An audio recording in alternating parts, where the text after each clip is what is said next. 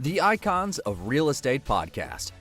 Are you ready to learn the proven money-making secrets from eXp's top-producing icon agents? If you are an ambitious eXp agent ready to skyrocket your business, this podcast is for you.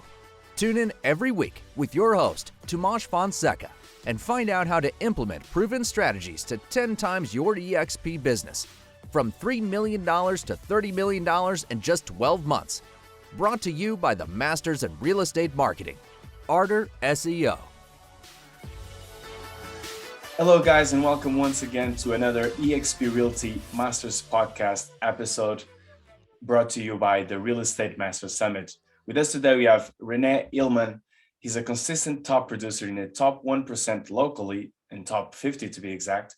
And she's also in the top 2% of eXp nationally. She's an icon agent and team leader at Hillman Real Estate Group, of course, powered by no one else than eXp Realty. Renee had overseen well over 1,800 transactions, that's a lot, and managed millions upon millions of dollars in real estate. In this episode, Renee will show us what it takes to become an icon agent. Welcome to the show, Renee. Thank you, Tomas. Happy to be here today.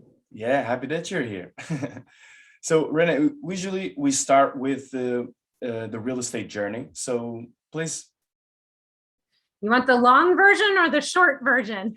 Let's go for medium short. Okay. I guess going way back in my youth, I was the kid that watched This Old House. I have always been enamored with homes, like how they are put together, all of those type of pieces. And actually, at one point thought I wanted to be an architect.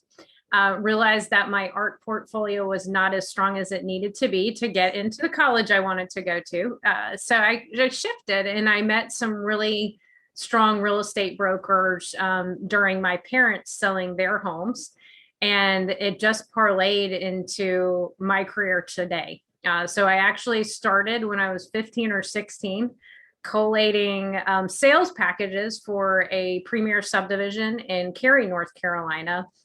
She went on to become a VP of a very large brokerage firm here at the time. And during college and those kind of things, I was able to do showcase of homes, just some different things like that. And randomly, not necessarily total random, but a couple weeks prior to graduating college, I rejected all my job offers and said, I'm going into sales full time. So I closed on my first house. And about 2-3 weeks later, I started real estate full time. Nice. And that was 21 years ago. And how old were you at the time? I was 22. So I had just graduated college. Really didn't have a bunch of money at that point in time. So that was definitely a good motivator. And not a ton of support from a lot of people because I was the rogue one that did not go the traditional job route. So it was just interesting kind of looking back. I'm glad I took the risk that I did when I did. I didn't know any better, right? And, I think my first year of real estate, I sold 18 homes. Second year, I sold 64 and haven't looked back since. So lots of different iterations, during this last 21 years, but I did start my team about 6 years ago when I had my daughter. And, that poses a whole different set of challenges and growth opportunity and different things like that. So I guess that's my journey in a medium nutshell. Yeah. So you said you started your team when you had your daughter. So your daughter was the first member in that team. Is that it? Yes, she was. She was in my belly. No, I actually started my team when I was 8 months pregnant because I realized there was no way that I could be a good mom, do real estate well over full time, be a good wife, and do all those things that were really important to me. And I remember sitting there going like, oh my gosh, I really need help. I think I had 15 closings in 1 month going, okay, I just need to make it through, June to get to July. And luckily I did start that team because I had a lease a little bit early. And yeah, that was really the impetus that started the team side of things. And so you were before you were with Remax, right? and Correct.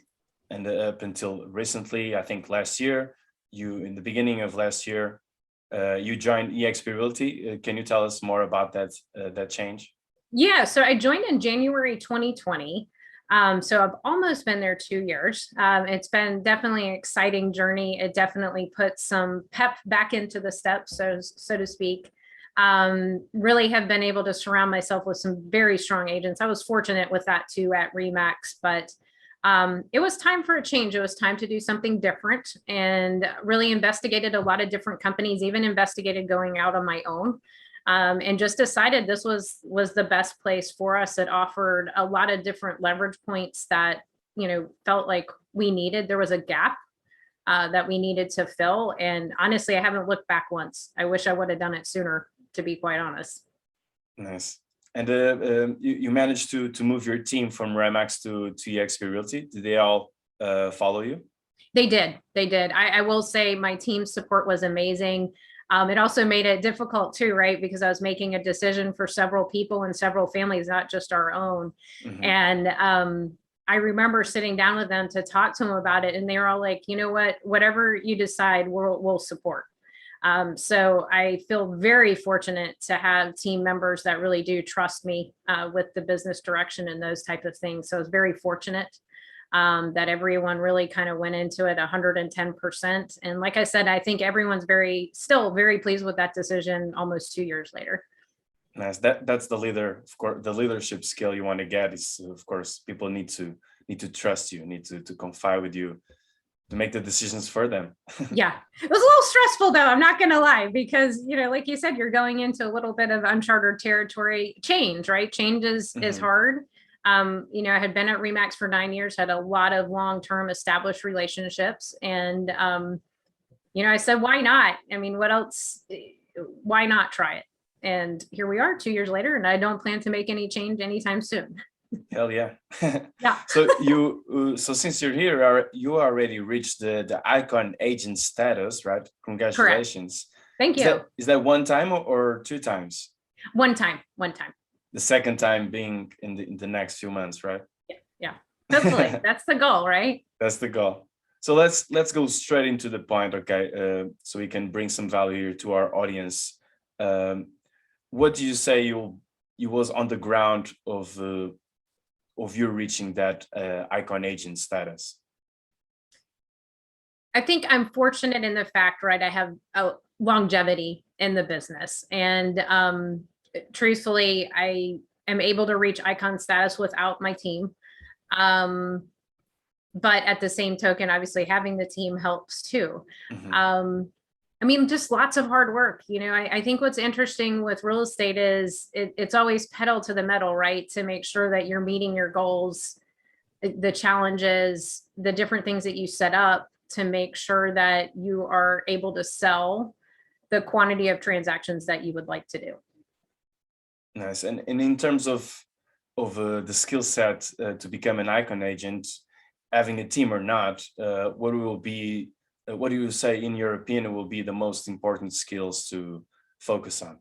I think being disciplined about your time. Everyone knows that I'm pretty much married to my calendar, but I find that with real estate, there's a lot of distractions, and it's very easy to say you're working when you're really kind of chasing a squirrel over here. So I'm very careful with how I use my time. I use my time very efficiently to be able to then focus on family outside of work. And obviously I didn't get there overnight. There's been a lot of, challenges along the ways, and, reinventing the wheel at times and feeling like you're hitting a brick wall, all those different things. But I think definitely making sure that you're careful with your time and making sure that you're using your time on income producing activities, and then being able to leverage the other task off of your plate. Nice. Is that something that you do it yourself and your team does it as well, right? Correct. Nice. Because I'm very fortunate, because even with the other agents on my team, on average, they all sell about 30 plus homes a year. So they're very strong agents, in and of themselves too. And, we find that we do have a great group of clients that, are really our number one cheerleader. We've been able to keep about 81% each year is repeat and referral business. So it's a huge prong to our business. And, it takes a lot of extra time and energy, right, to make sure that our clients aren't forgotten over the years. But yeah, so I think we all kind of subscribe to that mentality to make sure that we're using time effectively. Yeah, of course. But of course, everyone may subscribe, but not everyone may do it the best way, right? Correct. And that's where I appreciate EXP, because I swear if there is a training that you want to be able to go to between the world or even your, local group that you're part of, we have access to so many tools. So there aren't any excuses to not know how to schedule block efficiently or, team lead or whatever the resources that you need. It's available to you. You just have to look. Exactly. And I went a bit scavenging hunt on your website, Renee, and I saw that one of your cores is lifestyle advertising. Can you explain to us what does this mean?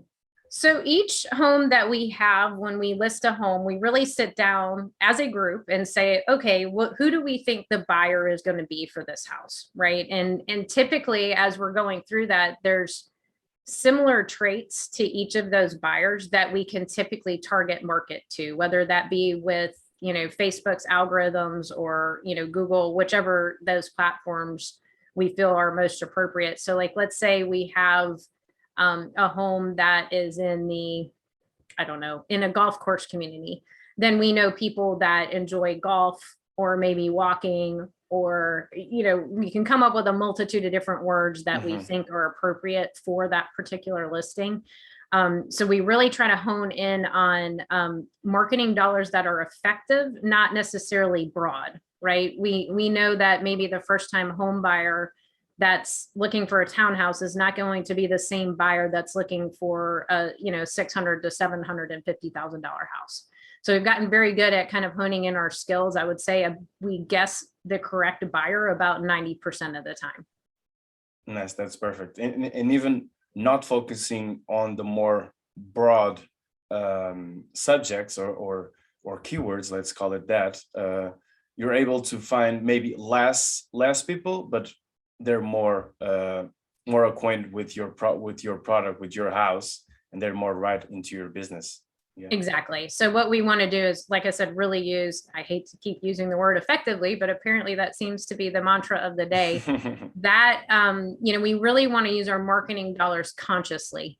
So we, consistently are split testing, doing different things like that, because it's crazy how one word, this too, how one word can change how many people are even clicking on an advertisement. Yeah, exactly. So now that you talked about the marketing efforts, can you run us for a few strategies that you use? What platforms do you use? What marketing strategy do you use to bring you more business? Honestly, we always say low hanging fruit, right? Those people that are in our database are really that's where most of our marketing dollars or advertising dollars are going to. I have tried my hardest to switch our percentage to maybe 60% repeat and referral and 40% new generated business, but it does not matter how hard we try. We pretty much fall between 80 and 85% repeat and referral business. So if that means we need to send a little baby gift to someone that just had a baby, or, a new grandparent, right? Or, we really pay attention to our clients' milestones and try to celebrate those with them. So that's really, when we talk about effective strategies, that's really where it's the low hanging fruit. It's making sure that you have that connection with your past clients. Exactly. And make sure it's a realtor for life, right? Yes, exactly. You exactly. And no one else. Yes. That's what we hope anyway, but yeah. That, and then really agent referrals tends to be another good resource for us. So we do a lot of networking with agents across the country, and it's great, right? We had a client this week that is looking in the mountains, asked to be connected to someone, have a past employee actually that lives in Georgia currently that's looking to move to South Carolina that reached out to connect her with an agent. So that referral business for us, both incoming and outgoing, is another key component. Nice. It's wonderful. And just tell me, the market that you're in, is it North Carolina, right? Correct. We are actually in the Raleigh metro area, but we cover about 5 different counties. So it's actually a pretty fair amount of space that we cover. So Raleigh, Durham, Chapel Hill, and there's 11 towns just in Wake County, which is a little bit different from most. So Cary, Holly Springs, Apex are probably some of the better known suburbs that we have. Yeah, enough houses to sell and buy there, I would say. Yes, hopefully. I mean, sometimes our inventory, currently our inventory is a little bit constrained like everywhere else in the country, but we definitely service a broad group of clients. We haven't specialized to say, hey, we only sell condos. I mean, we sell everything from, the horse farm out in the middle of nowhere on, 30 acres to, that urban kind of downtown chic, modern, townhouse. Which keeps it fun, right? You don't get bored with all the different types of people and all the different types of homes that you sell. Exactly. Sometimes you'll get horse farmers. Yes. I went to Apex High School here, and Apex was at the time, a pretty big agricultural area. And so back in, I think like 2005, I kind of hooked into a horse group. I've never even ridden a horse. So I've learned a lot about horses over the years. But yeah, we do a few of those a year, and that's always fun. We do estates. We do, like I said, we do a lot of different things. And I think obviously with experience, right, you're able to either know who to ask the right questions, or being okay to ask for help, right? I mean, I still don't know everything, even after 21 years. Yeah, we're always learning today, always Exactly. learning every day. Yes. Can you remember what was the last thing you learned? Remember the last thing I learned? It's a hard question. It's hard. I'm trying to think. I couldn't answer if it was me. Yeah, I know. I'm just trying to think. Well, obviously I learned today, we had a contract change that happened here back in July. And actually someone just went through a new scenario that was presented in our new contract. And it was interesting because it was on a mastermind prior to this, how the attorneys were handling it. So yeah, I mean, I think there's an opportunity to learn every day, right? To learn something new each day. Right now we're trying to find someone that, can, I guess, scope a sewer line. That's commonly done in markets outside of our market. It's not really done here. I actually have never had someone request it in 21 years. So we're trying to figure out, okay, who does that? So I guess learning is all different, categories. Learning how to use all the tools that EXP has to offer. That's another big component. I haven't even scratched the surface, I feel like, on that. Yeah, it's a big universe to go around. Yes. And so about EXP, now that you mentioned it again, are you focused more in your team, in Renée Hillman's real estate group? Are you focused more in agent attraction or really just production? I would say right now, really just production. Obviously people come to us curious all the time. It's hard to miss us in our market. In our market, we've taken, I think we're the #1 position now for volume closed. And I mean, it's something to be proud of, right? I mean, we went from EXP not really being known here over the last couple of years to being really on the map and radar. So unlike some other people, I wouldn't say necessarily agent attraction has been part of my business model. It will be something that we incorporate moving forward. As I step more out of production. It's hard to do production, to be a team, manager, and there's so many hats that you wear every day, right? So again, it's trying to find that time to effectively, attract other agents to join EXP. Exactly, effectively. I know. I seem to like that word. I don't know why it keeps coming out of my mouth. Anyway, So word of the day. Well, when you don't know the questions, right? When you're coming into these, I guess it just seems like sometimes there's a reoccurring theme. It's a surprise, and it's maybe the most effective way to bring a natural conversation. That's why we never send in the questions beforehand. Yeah. So you told me also that you do some profit work. Do you want to share the cause that you're helping right now? Yeah, so right now we're actually in the throes of a underwear drive. So we do a We Want Your Undies campaign each year. That definitely gets the email, newsletter to be opened. We have about a 30% open rate, on our emails, which is amazing. But we do this campaign. This is our 5th annual campaign, and each year we've kind of upped the ante of how many underwear we're collecting. So we are in a sea of undies currently to donate to a local charity here called Note in the Pocket. It's been a huge part of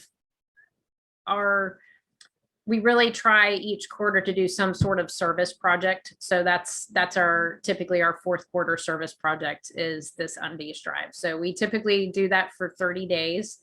And I think last year we raised over 5,600 pair of underwear.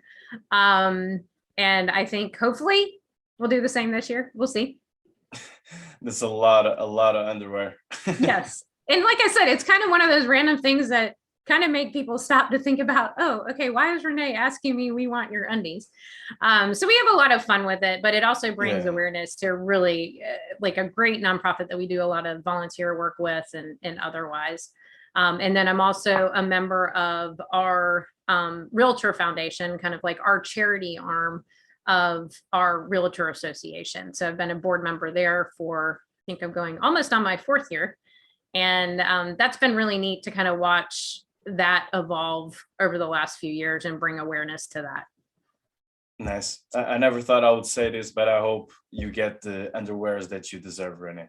I know. Well, thank you. Thank you. I know. Like I said, it's one of those things that's a little shocking, but the shock factor works well, right? From a marketing. Yeah, it's good.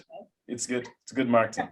Yeah. So where do you go from here? What are your goals? If you could run us through some quantitative and qualitative goals that you have for yourself and for your real estate group. Yeah. So, right now we typically are around 150 units a year. Like everyone, we're in a growth phase currently. So we're looking to actively add on a couple more agents to the team. So hoping to kind of cross that 200 units bridge soon. I'd also like to cut my production in half over the next 3 years. I think that's always the team leader, right? You end up becoming a part-time leader because you're having to do all the other things, full-time. And I'd really like to be able, I feel like I'm a good teacher and I'd like to be able to do more of that. So I think those are probably the 2 most pressing goals.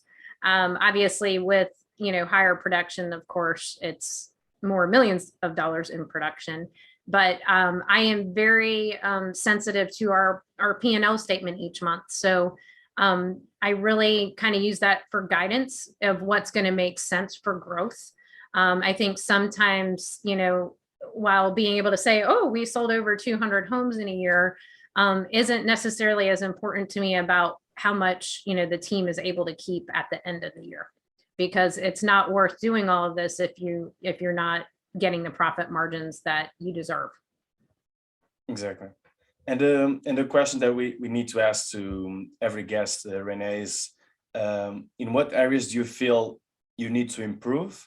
And what are you doing about that? Gosh, I mean, there's always room for improvement, right? I mean, I think that's what makes a good real estate broker, right? You're always looking how to do things better. While I hate to keep using the word efficiency, I'm always, I think, looking for ways to improve that.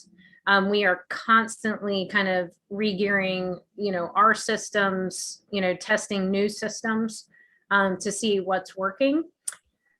Oh, and then perfectionism. That is another thing that I have been working on. Sometimes being able to do everything at 110% almost kind of handcuffs you a little bit from moving the needle forward. So I'm trying to subscribe more to the 80%, like, hey, if it's 80%, let's just go ahead and get it done. That, and then really focusing on, instead of making multiple goals a year, right, maybe having 3 to 5 that you really break down into a quarterly basis. So that is one thing that I have been working on significantly the last few years, because I think we tend to get overwhelmed with all these ideas, but then no way to implement them. So I think implementation would be the other thing that I feel like, I'm consistently working on. Exactly. Effective implementation. Yes, yes. Okay, Renee. We should have like a game to see how many times that was said in this podcast. We'll have like a betting bid on how many times the word effective have been have been spoken here. Yeah. Let's see if we can do a raffle, and then we'll donate underwears. Yes, that sounds like a great idea. Okay, Renee, tell us, how can our audience reach you? Okay, well, phone is always good, 919-868-4383. My website is www.regcells.com. Those are probably the best ways, to reach us. And obviously, we're all over social media, so it's not hard to find Renee Hillman Real Estate Broker. Nice. And if people want to donate underwears, how they go about that? We actually have that posted on our blog. We have multiple different ways, like Venmo, PayPal, because we basically take the money and then purchase underwear with it. Or we have people that directly send underwear to us here in Raleigh, North Carolina. So lots of different ways to do that. We've got it all posted online for people to send us new undies, of course. New undies. Yes. That's fantastic, Renee. And thank you for coming here. I had a lot of fun, and yeah, I hope you do achieve your goals and you continue to give back to community like you do. And yeah, hope to see you soon as well. All right. Thanks, Toss. Thank you. Bye. Bye.